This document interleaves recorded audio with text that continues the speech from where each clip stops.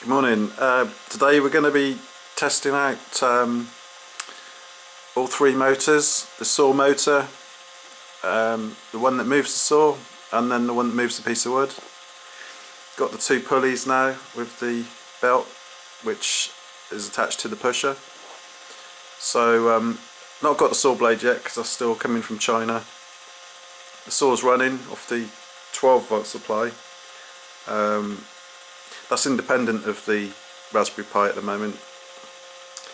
So let's move the saw down first. Just bear with me.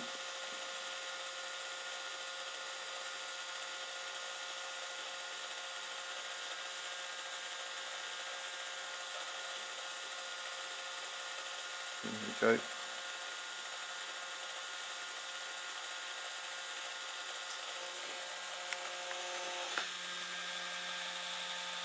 That's back actually.